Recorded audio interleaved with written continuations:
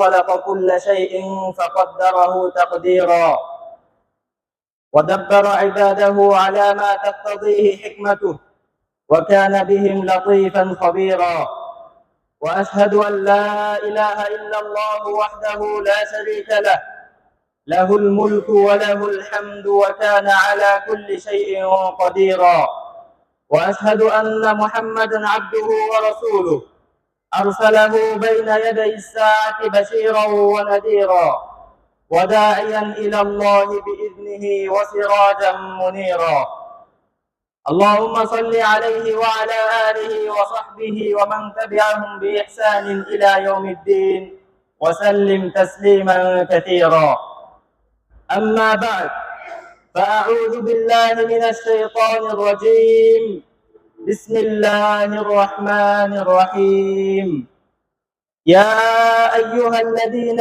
آمنوا اتقوا الله حق تقاته ولا تموتن إلا وأنتم مسلمون يا أيها الناس اتقوا ربكم الذي خلقكم من نفس واحدة وخلق منها زوجها وبث منهما رجالا كثيرا ونساء واتقوا الله الذي تساءلون به والأرحام إن الله كان عليكم رقيبا يا أيها الذين آمنوا اتقوا الله وقولوا قولا سديدا يصلح لكم أعمالكم ويغفر لكم ذنوبكم ومن يطع الله ورسوله فقد فاز فوزا عظيما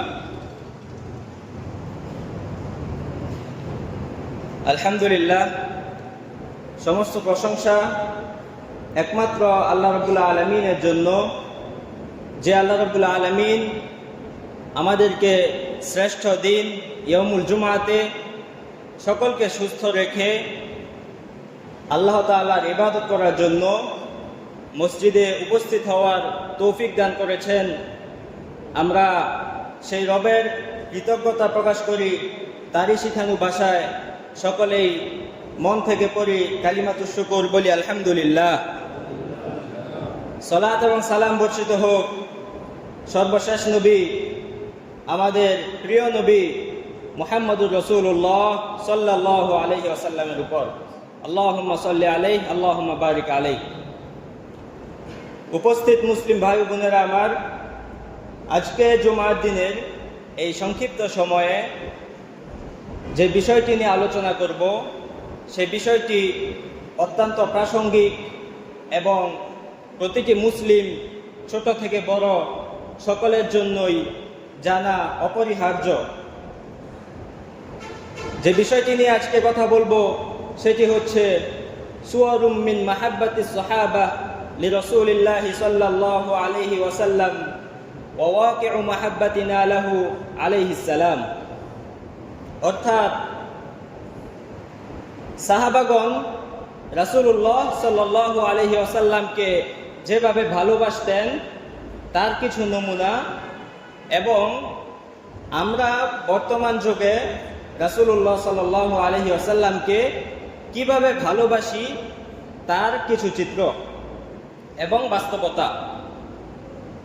এই দুইটি অংশে আমি আপনাদের সামনে কোরআন, সহিহ সুন্নাহ এবং সালাফদের কওল থেকে কিছু কথা বলার চেষ্টা করব। রব্বি ইশরাহ লি সাদরি ওয়া ইয়াসসির লি আমরি ওয়াহলুল উকদাতাম মিন লিসানি ইয়াফকাহু কওলি। উপস্থিত মুসল্লিয়ানে কেরাম, প্রথমেই চলুন জেনে নেই সাহাবী কারা। সাহাবী হচ্ছেন এমন ব্যক্তিকে বলা হয় মান লাকিয়ান নাবিয়্য সাল্লাল্লাহু আলাইহি ওয়াসাল্লাম মুমিনান বিহি ওয়া মাতা আলাল ইসলাম ওয়ালাউ তাখাল্লালাত বিরিদ্দা। অর্থাৎ সাহাবীদের সংজ্ঞায় বলা হয় ওই প্রত্যেক ব্যক্তি যিনি রাসূলুল্লাহ সাল্লাল্লাহু আলাইহি ওয়াসাল্লামের সাথে সাক্ষাৎ করেছেন ঈমান অবস্থায় এবং মৃত্যুবরণ করেছেন ঈমান অবস্থায়। অর্থাৎ রাসূলুল্লাহ সাল্লাল্লাহু আলাইহি ওয়াসাল্লামকে স্বচক্ষে যারা দেখেছেন, স্বচক্ষে যাদেরকে কেন্দ্র করে কোরআন এবং হাদিস অবতীর্ণ হয়েছে, তারাই হচ্ছেন সাহাবী। এই উম্মতের মধ্যে নবীর পরেই সবার উপরে যাদের অবস্থান সব থেকে সম্মানিত ব্যক্তি যারা, সব থেকে আদর্শবান ব্যক্তি যারা, তারা হচ্ছেন সেই সাহাবাগণ। এই সাহাবাগণ রাসূলুল্লাহ সাল্লাল্লাহু আলাইহি ওয়াসাল্লামকে অনুসরণ করার ক্ষেত্রে, ভালোবাসার ক্ষেত্রে, ওনার প্রতিটি কথাকে মান্য করার ক্ষেত্রে, ওনার প্রতিটি নিষেধকে বর্জন করার ক্ষেত্রে এমন কিছু উপমা তৈরি করে গিয়েছেন যেটি ইতিহাসের মধ্যে অন্যান্য রাজা বাদশাহ অথবা অন্যান্য কোনো নেতাদের ক্ষেত্রে পাওয়া যায় না। উপস্থিত মুসলিম ভাই বোনেরা আমার, চলুন প্রথমেই একটি ঘটনা দিয়ে শুরু করি। সাহাবীদের যে ঘটনাটি বর্ণিত হয়েছে সহিহ বুখারীর 3988 নম্বর হাদিসে এবং সহিহ মুসলিমের 1752 নম্বর হাদিসে। ঘটনাটি হচ্ছে জান্নাতের সুসংবাদপ্রাপ্ত সাহাবী আব্দুর রহমান বিন আউফ রাদিয়াল্লাহু আনহু বর্ণনা করেন। তিনি বদর যুদ্ধের ঘটনা বর্ণনা করতে গিয়ে বলেন, আমি যুদ্ধের মধ্যে এক সময় দেখতে পেলাম আমার পাশে দুজন যুবক, যে যুবকদের বয়স এত বেশি নয়। তখন এক সময় তারা আমার কাছে এসে জিজ্ঞেস করতে লাগলো, হে চাচা, আবু জাহেলকে, এই কাফেরদের মধ্যে আবু জাহেল নামক ব্যক্তিটিকে? তখন আব্দুর রহমান বিন আউফ রাদিয়াল্লাহু আনহু বললেন যে আবু জাহেলকে দিয়ে তোমরা কি করবে? তোমরা কেন আবু জাহেলকে খুঁজতেছ? তখন তারা উত্তর দিল, কেননা আমরা শুনেছি এই আবু জাহেল রাসূলুল্লাহ সাল্লাল্লাহু আলাইহি ওয়াসাল্লামকে গালি দিত। তখন আব্দুর রহমান বিন আউফ রাদিয়াল্লাহু আনহু যুদ্ধের মধ্যে আবু জাহেলকে দেখতে পেয়ে ইঙ্গিত দিয়ে দেখালো, ওই যে এই ব্যক্তি যাকে তোমরা খুঁজতেছ, এই আবু জাহেল।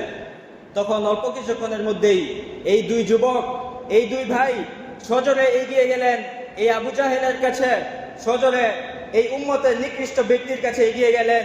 এগিয়ে যাওয়ার পর তারা অল্প কিছুক্ষণের মধ্যেই আবু জাহেলকে পরাজিত করলেন এবং তাকে হত্যা করে ফেললেন। তারপর এই দুজন রাসূলুল্লাহ সাল্লাল্লাহু আলাইহি ওয়াসাল্লামের কাছে এসে বললেন, হে আল্লাহর রাসূল, আমরা আবু জাহেলকে হত্যা করেছি। রাসূলুল্লাহ সাল্লাল্লাহু আলাইহি ওয়াসাল্লাম জিজ্ঞেস করলেন, কে হত্যা করেছো? উভয়েই বলল, আমি হত্যা করেছি। রাসূলুল্লাহ সাল্লাল্লাহু আলাইহি ওয়াসাল্লাম বলেছেন, তোমরা কি তোমাদের তরবারি মুছে ফেলেছো? উভয়ই উত্তর দিল, না। তখন রাসূলুল্লাহ সাল্লাল্লাহু আলাইহি ওয়াসাল্লাম তরবারি দেখে বলেছেন যে হ্যাঁ, তোমরা দুজনেই তাকে হত্যা করেছ, তোমরা দুজনেই ইসলামের এই শত্রুকে আজকে শেষ করে দিয়েছ। এখানে একটু লক্ষ্য করুন, যেই যুবক আমরা আজ বিভিন্ন বিষয়ে মত্ত, বিভিন্ন সময় নষ্ট করে অথবা আমাদের জীবন যৌবনকে নষ্ট করে দেয়, এমন বিষয়ে আজকে আমরা নিমজ্জিত। অথচ সাহাবাদের যুগের যুবকরা কেমন ছিল লক্ষ্য করুন। ওনারা শুধু শুনতে পেয়েছেন যে এই ব্যক্তি রাসূলুল্লাহ সাল্লাল্লাহু আলাইহি ওয়াসাল্লামকে গালি দিয়েছে, এগুলো শোনা মাত্রই ওই দুজন ব্যক্তি আবু জাহেলকে খুঁজে বের করে কিন্তু যুদ্ধের মধ্যে শেষ করে দিয়েছেন। রাসূলুল্লাহ সাল্লাল্লাহু আলাইহি ওয়াসাল্লামের প্রতি তাদের কতটুকু ভালোবাসা ছিল এই ছোট্ট দৃষ্টান্ত থেকে বোঝা যায়। আসুন সাহাবাদের ভালোবাসার দ্বিতীয় উদাহরণ জেনে নেই। ঘটনাটি হচ্ছে বাইহাকিতে এসেছে 6ষ্ঠ খণ্ডে 257 নম্বর পৃষ্ঠায়। ঘটনাটি হচ্ছে রাসূলুল্লাহ সাল্লাল্লাহু আলাইহি ওয়াসাল্লাম একদিন মসজিদে দাঁড়িয়ে কথা বলতেছিলেন। তখন আব্দুল্লাহ বিন রাওয়াহা রাদিয়াল্লাহু আনহু উনি শুনতে পেলেন যে রাসূলুল্লাহ সাল্লাল্লাহু আলাইহি ওয়াসাল্লাম বলেছেন যে ইজলিস, অর্থাৎ বসে পড়ো। এ কথাটি আব্দুল্লাহ বিন রাওয়াহা রাদিয়াল্লাহু আনহু উনি মসজিদের বাহির থেকে শুনলেন। উনি এখনো মসজিদে প্রবেশ করেন নাই, দূর থেকেই শুনলেন যে রাসূলের কণ্ঠ যে তুমি বসে পড়ো। রাসূল সবাইকে উদ্দেশ্য করে বলেছিলেন, কিন্তু আব্দুল্লাহ বিন রাওয়াহা রাদিয়াল্লাহু আনহু কেমন ছিলেন একটু চিন্তা করেন। তিনি মসজিদের বাহির থেকে আর ভিতরে প্রবেশ করেননি। তিনি রাসূলুল্লাহ সাল্লাল্লাহু আলাইহি ওয়াসাল্লামের ছোট্ট একটি বাক্য শোনা মাত্রই তিনি নিজের জায়গাতেই বসে গেলেন মসজিদের বাহিরে। তখন যখন কথা শেষ হওয়ার পর রাসূলুল্লাহ সাল্লাল্লাহু আলাইহি ওয়াসাল্লামের কাছে এই কথা বলা হলো, তখন রাসূলুল্লাহ সাল্লাল্লাহু আলাইহি ওয়াসাল্লাম ওই সাহাবীদের জন্য দোয়া করে দিলেন এবং আল্লাহ এবং তার রাসূলের প্রতি ভালোবাসা এবং আনুগত্য যেন আল্লাহ তাআলা বৃদ্ধি করে দেন, এই দোয়া করে দিলেন। এই ছোট্ট ঘটনা থেকেও আমরা বুঝতে পেলাম যে সাহাবিগণ রাসূলুল্লাহ সাল্লাল্লাহু আলাইহি ওয়াসাল্লামের কথাকে কতটুকু মূল্যায়ন করতেন এবং বাস্তবায়ন করার জন্য কিভাবে ওত পেতে থাকতেন। ওনার কোনো কথা আসা মাত্রই সাহাবিগণ এই কথাকে বাস্তবায়ন করার জন্য লেগে পড়তেন। ওনার থেকে কোনো নিষেধ আসা মাত্রই যত প্রিয় জিনিসই হোক না কেন ওই জিনিসকে বর্জন করতে সাহাবিগণ বিন্দুমাত্র দ্বিধা পোষণ করতেন না। উপস্থিত মুসলিম ভাই বোনেরা আমার, রাসূলের প্রতি সাহাবীদের ভালোবাসার তৃতীয় আরেকটি দৃষ্টান্ত, যেটি সহিহ মুসলিমের 1558 নম্বর হাদিসে এসেছে কাব বিন মালিক রাদিয়াল্লাহু আনহু থেকে। ঘটনাটি হচ্ছে এরকম, কাব বিন মালিক রাদিয়াল্লাহু আনহু অন্য আরেকজন ব্যক্তি থেকে কিছু সম্পদ অন্য ব্যক্তিকে ধার দিয়েছিলেন এবং সেটি ধার ফেরত দেওয়ার জন্য কাব বিন মালিক রাদিয়াল্লাহু আনহুর সাথে কথা বলতেছিলেন, ইবনু আবি হাদরাত ওনার সাথে। এই দুজন ব্যক্তি মসজিদে কথা বলতেছিলেন। তো এমনকি এক সময় কথার পর্যায়ে তাদের গলার স্বর উঁচু হয়ে গেল। উঁচু হয়ে যাওয়ার পর রাসূলুল্লাহ সাল্লাল্লাহু আলাইহি ওয়াসাল্লাম নিজ বাসা থেকে বের হলেন। বের হয়ে তারপরে বললেন যে, হে কাব, তোমার কি হয়েছে? রাসূল ডাক দিলেন। তখন কাব রাদিয়াল্লাহু আনহু উনি সাথে সাথে উত্তর দিলেন, লাব্বাইকা ইয়া রাসূলুল্লাহ, হে আল্লাহর রাসূল আমি উপস্থিত। তখন রাসূলুল্লাহ সাল্লাল্লাহু আলাইহি ওয়াসাল্লাম বললেন যে, আমদু'আশ শাতরা মিন দাইনিক। রাসূল নিজের হাত দিয়ে ইঙ্গিত করে বুঝালেন, তুমি ওই ব্যক্তি থেকে যতটুকু টাকা পাও না ওই অর্থ থেকে তুমি অর্ধেক তাকে মাফ করে দাও। রাসূল ইঙ্গিত করে বুঝালেন। একথা শোনা মাত্রই এই কাব বিন মালিক রাদিয়াল্লাহু আনহু বিন্দু মাত্র দেরি করলেন না, বরং সাথে সাথে ঘোষণা দিলেন যে, হে আল্লাহর রাসূল, কদ ফাআলতু, হে আল্লাহর রাসূল আমি এটি করলাম। আমি ওনার থেকে যে টাকা পাই তার অর্ধেক আমি মাফ করে দিলাম, বাকি অর্ধেকই আমি গ্রহণ করতেছি, আমি তার থেকে সম্পূর্ণ টাকাটি গ্রহণ করতেছি না। একবার চিন্তা করুন, এক ব্যক্তি যেই সাহাবী কিছুক্ষণ পূর্বে একটি দিনার পর্যন্ত ছাড় দিতে রাজি ছিলেন না, তিনি রাসূলুল্লাহ সাল্লাল্লাহু আলাইহি ওয়াসাল্লাম থেকে কোনো কথাও প্রয়োজন হয়নি, একটু ইশারা পেয়েই রাসূলুল্লাহ সাল্লাল্লাহু আলাইহি ওয়াসাল্লামের কথাকে গুরুত্ব দিয়ে সেটিকে বাস্তবায়ন করার লক্ষ্যে অর্ধেক ঋণ মাফ করে দিলেন। সুবহানাল্লাহ। উপস্থিত মুসলিম ভাই বোনেরা আমার, শুধুমাত্র এরকম কাজ করেই নয়, বরং অন্তরের মাধ্যমে সাহাবীগণ মাঝে মাঝে এমন কিছু কথা বলতেন, এমনভাবে ভালোবাসা প্রকাশ করতেন যার নজির ইতিহাসে সত্যি বিরল। সেই ঘটনাটি হচ্ছে রাসূলুল্লাহ সাল্লাল্লাহু আলাইহি ওয়াসাল্লামের সাহাবীদেরকে এক সময় কিছু কাফের গাদ্দারি করে নিয়ে গিয়ে আটক করে ফেলে। আটক করার পর এক সময় রাজি এর ঘটনা নামে ইতিহাসে এটি প্রচলিত এবং প্রসিদ্ধ। তখন খুবাইব বিন আদি এবং যায়েদ বিন দাসিন্না রাদিয়াল্লাহু আনহুমা ওনাদেরকে আটক করে ফেলা হয়। এই কাফেরগণ এই দুজন ব্যক্তিকে আটক করে। শেষ পর্যায়ে ওই কাফের বলল, যখন সিদ্ধান্ত হলো যে তাদেরকে হত্যা করে ফেলা হবে, এই সাহাবীদের জীবনকে শেষ করে ফেলা হবে, তখন ওই কাফের বলল যে, তুমি কি এটা পছন্দ করো যে তোমার এই স্থানে রাসূলুল্লাহ সাল্লাল্লাহু আলাইহি ওয়াসাল্লামকে তরবারি দিয়ে হত্যা করে ফেলা হোক আর তুমি নিরাপদে থাকবা, এটি কি তুমি পছন্দ করো?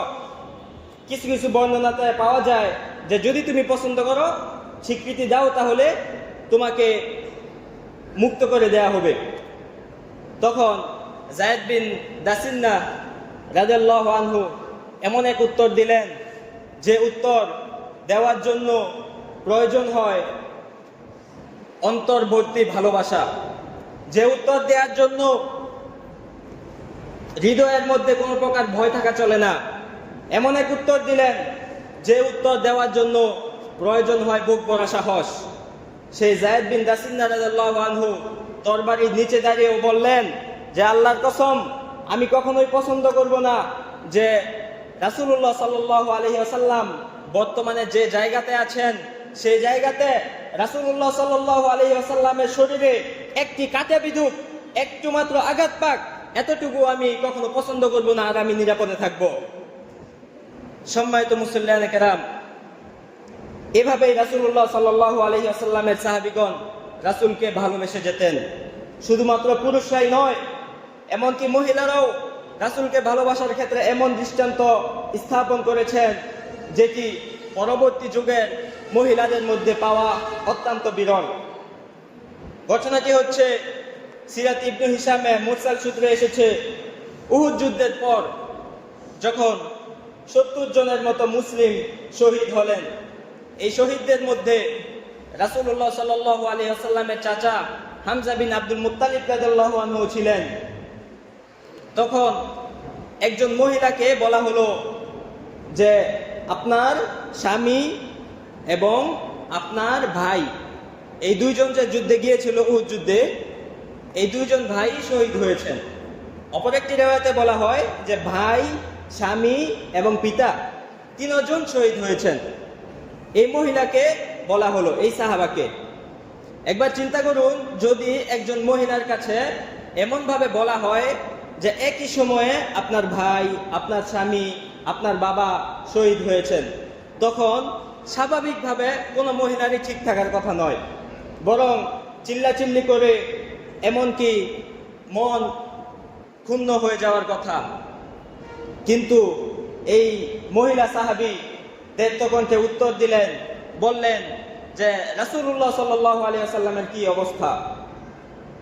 উনি নিজের স্বামী, ভাই, বাবা এর দিকে লক্ষ্য করলেন না, বরং বললেন রাসূলের কি অবস্থা, রাসূল কি ভালো আছেন নাকি, রাসূলের কোনো সমস্যা হয়েছে কিনা। তখন উত্তর এলো যে রাসূলুল্লাহ সাল্লাল্লাহু আলাইহি ওয়াসাল্লাম জীবিত আছেন। তখন ওই মহিলা বললেন যে রাসূলুল্লাহ সাল্লাল্লাহু আলাইহি ওয়াসাল্লাম নিরাপদে থাকার পরে আমার উপরে যত বিপদে আসুক না কেন, আমার উপরে যত খারাপ সময় যাক না কেন, এগুলি অত্যন্তই ছোট। সুবহানাল্লাহ, কিভাবে তারা চিন্তা করতেন, সুবহানাল্লাহ, তারা কিভাবে ভাবতেন, সুবহানাল্লাহ, তারা কিভাবে রাসূলুল্লাহ সাল্লাল্লাহু আলাইহি ওয়াসাল্লামের ব্যাপারটিকে সর্বোচ্চ গুরুত্ব দিতেন। সম্মানিত উপস্থিত মুসলিম ভাই বোনেরা আমার, আরো ছোট্ট দুটি ঘটনা যেভাবে রাসূলগণ সাহাবীদেরকে ভালোবাসতেন এবং অনুসরণ করতেন। এক সময় রাসূলুল্লাহ সাল্লাল্লাহু আলাইহি ওয়াসাল্লাম সালাতে দাঁড়িয়েছিলেন, পিছনে সাহাবীগণ ছিলেন। হঠাৎ করে রাসূলুল্লাহ সাল্লাল্লাহু আলাইহি ওয়াসাল্লাম নিজের পায়ের জুতা খুলে ফেললেন। তিনি জুতা পরে সালাত আদায় করতেছিলেন। জুতা যদি পবিত্র থাকে তাহলে জুতা সহকারে, স্যান্ডেল সহকারে সালাত আদায় করা যায়, কোনো সমস্যা নেই। তো রাসূলুল্লাহ সাল্লাল্লাহু আলাইহি ওয়াসাল্লাম হঠাৎ করে জুতা খুলে ফেললেন। পিছনের সাহাবাগণ যখন এটি লক্ষ্য করলেন, ওনারা নামাজ শেষ হওয়া পর্যন্ত অপেক্ষা করেননি, ওনারা দ্বিতীয়বার ভাবার কথা চিন্তা করেননি, ওনারা সঙ্গে সঙ্গে নিজেদের জুতাগুলোকে খুলে ফেললেন। যখন সালাত শেষ করা হলো, তখন রাসূলুল্লাহ সাল্লাল্লাহু আলাইহি ওয়াসাল্লাম বললেন, তোমরা কেন তোমাদের জুতা খুলেছ?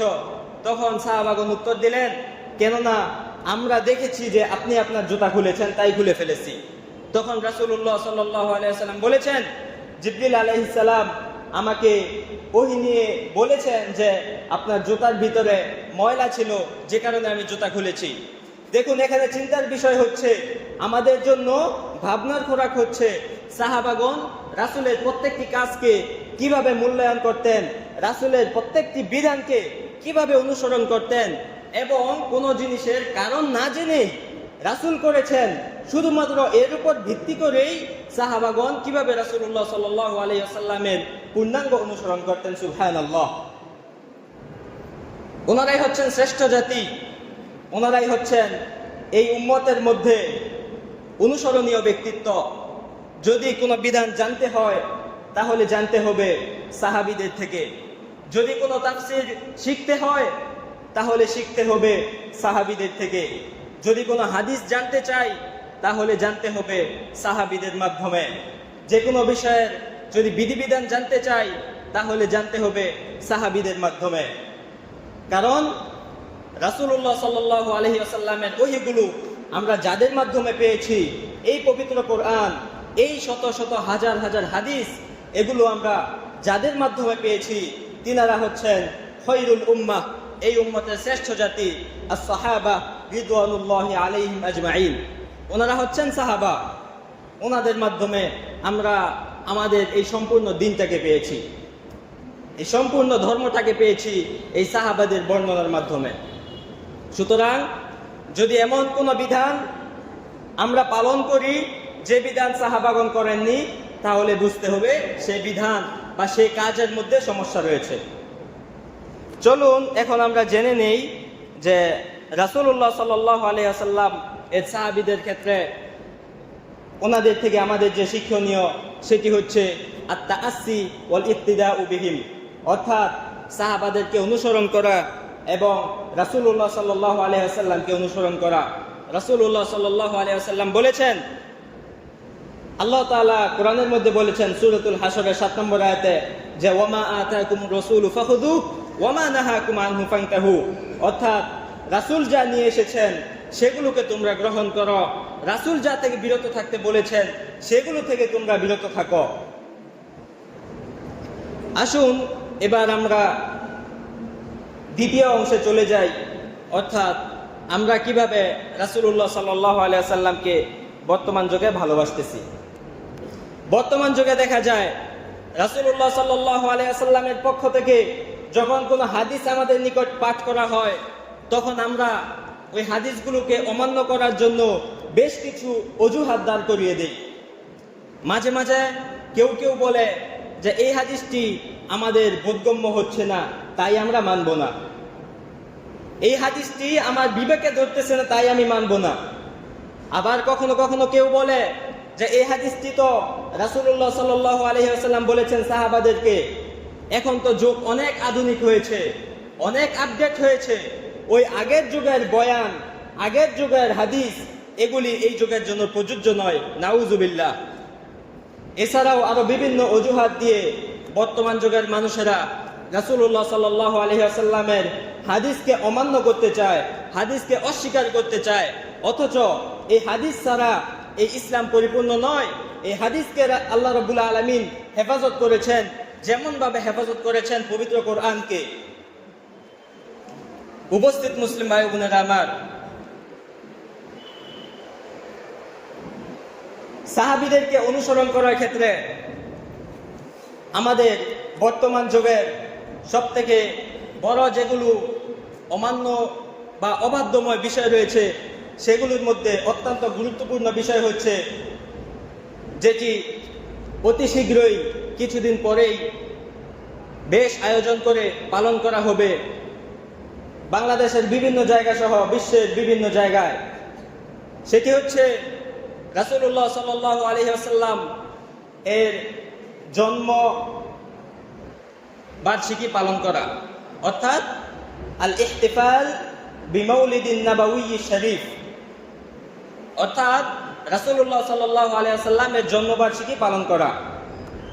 সামনে 26 তারিখ বুধবার 12 রবিউল আউয়াল ঈদে মিলাদুন নবী নামে যেটি প্রচলিত, ঈদে মিলাদুন নবী, এই বিষয়টি অনেক জায়গায় পালন করা হবে। আসুন জেনে নেই এই ঈদে মিলাদুন নবী এর সাথে কোরআন এবং সুন্নাহর কোনো সম্পর্ক আছে কিনা।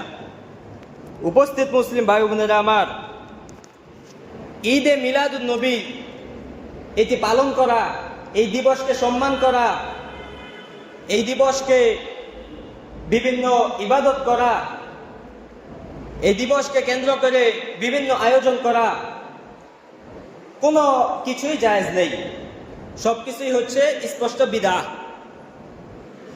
বেশ কয়েকটি কারণে ঈদে মিলাদুন নবী পালন করা বিদআত।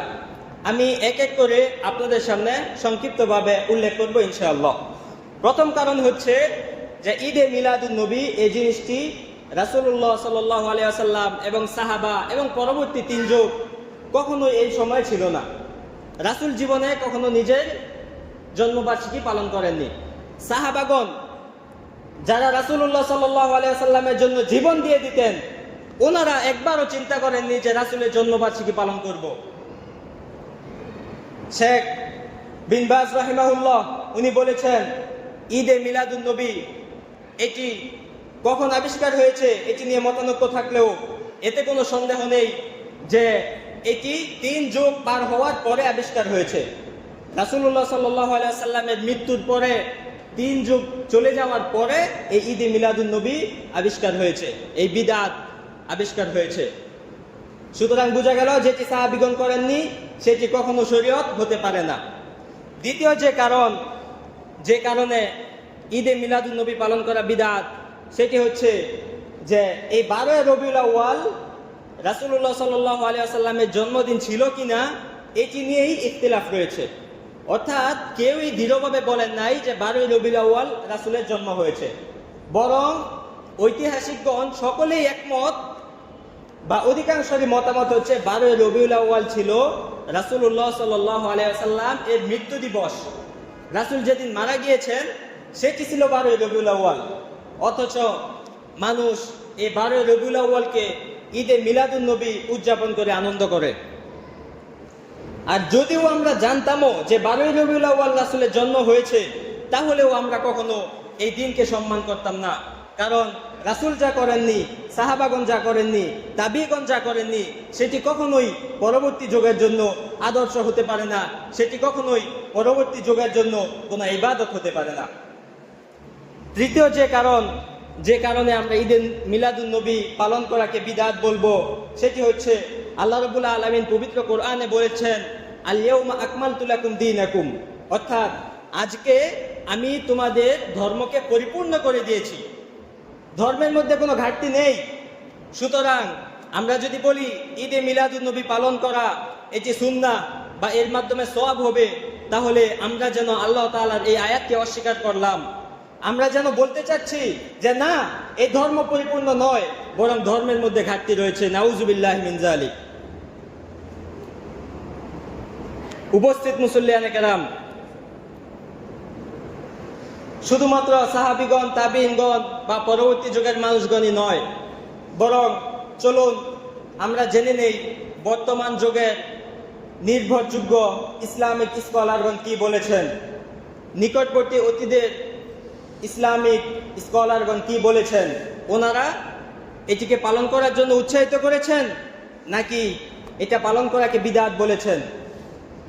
প্রথমেই যার কথা উল্লেখ করব তিনি হচ্ছেন সৌদি আরবের সাবেক গ্র্যান্ড মুফতি শেখ আব্দুল আজিজ বিন বাজ রাহিমাহুল্লাহ। তিনি বলেছেন, আল ইহতিফালু বিল মাউলিদিন নাবাউয়ি গায়রু মাশরু', ঈদে মিলাদুন নবী পালন করা এটি শরীয়তসম্মত নয়, বাল হুয়া বিদআহ, বরং এটি হচ্ছে বিদআত। লাম ইয়াফআলহু নবিয়্যু সাল্লাল্লাহু আলাইহি ওয়াসাল্লাম ওয়ালা আসহাবু, এই ঈদে মিলাদুন নবী কখনোই রাসূলুল্লাহ সাল্লাল্লাহু আলাইহি ওয়াসাল্লাম পালন করেননি এবং তার সাহাবাগণও পালন করেননি।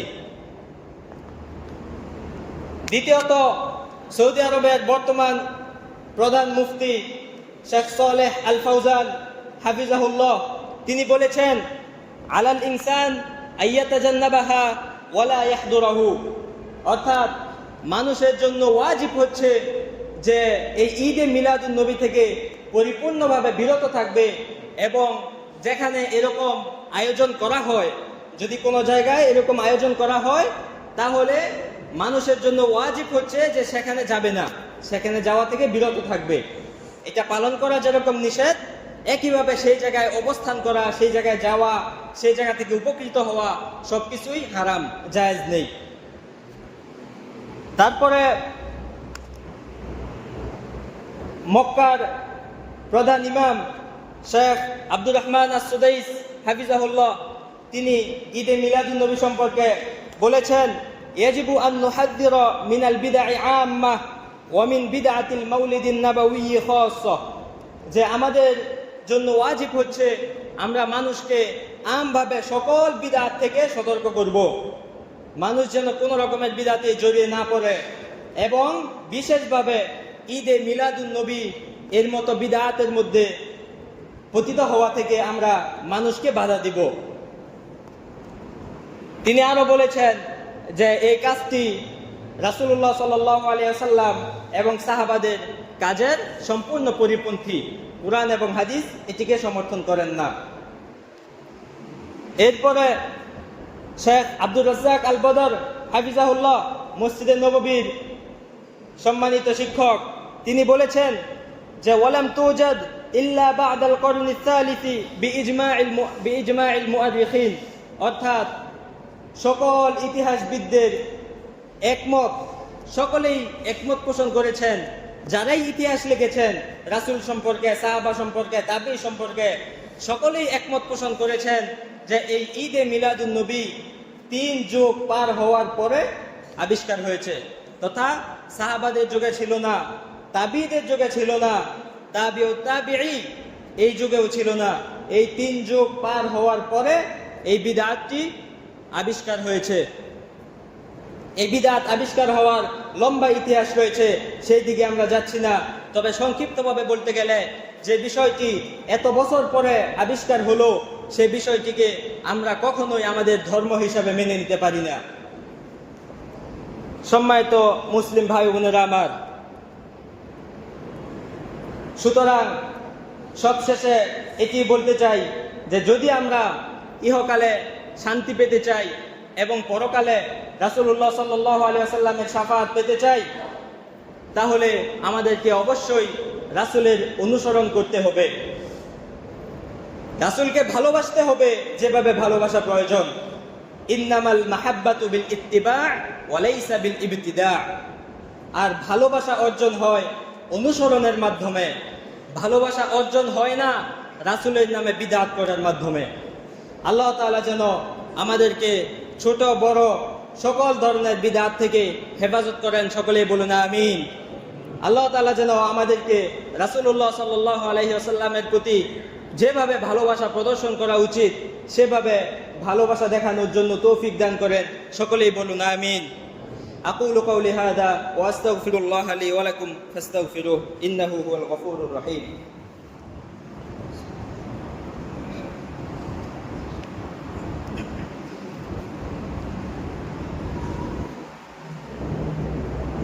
الحمد لله على إحسانه والشكر له على توفيقه وامتنانه وأشهد أن لا إله إلا الله وحده لا شريك له وأشهد أن محمدا عبده ورسوله الداعي إلى رضوانه أما بعد। সম্মানিত মুসলিম ভাই বোনেরা আমার, চলুন সংক্ষিপ্তভাবে জেনে নেই যারা ঈদে মিলাদুন নবীকে দিবস হিসাবে গ্রহণ করে, এই ঈদকে ইবাদতের মৌসুম হিসাবে উদযাপন করে, তাদের কিছু দলিল এবং খণ্ডন। ওনারা দলিল দেয় যে হাদিসটি সহিহ মুসলিমে এসেছে, রাসূলুল্লাহ সাল্লাল্লাহু আলাইহি ওয়াসাল্লাম সোমবারের দিন রোজা রাখার কথা বলতে গিয়ে বলেছেন যে এই দিনে আমি জন্মগ্রহণ করেছি, সোমবারের দিন। তো দেখুন, রাসূলুল্লাহ সাল্লাল্লাহু আলাইহি ওয়াসাল্লাম এর এই হাদিস দ্বারা কিন্তু ওদের পক্ষে দলিল নয়। কারণ রাসূল শুধু বলেন নাই যে আমি জন্মগ্রহণ করেছি এজন্য রোজা রাখতেছি, বরং রাসূল আরো বেশ কয়েকটি কারণ বলেছেন যে এদিনে আমি জন্মগ্রহণ করেছি, এদিনে আমার উপরে ওহী নাযিল করা হয়েছে। এছাড়াও রাসূল বলেছেন সোমবার এবং বৃহস্পতিবারে বান্দার আমলকে আল্লাহর নিকট পেশ করা হয়, এজন্য আমি রোজা রাখি। সুতরাং রাসূলও কিন্তু নিজের জন্মদিবসকে পালন করার জন্য কোনো ইবাদত করেননি। এটি হচ্ছে প্রথম কথা।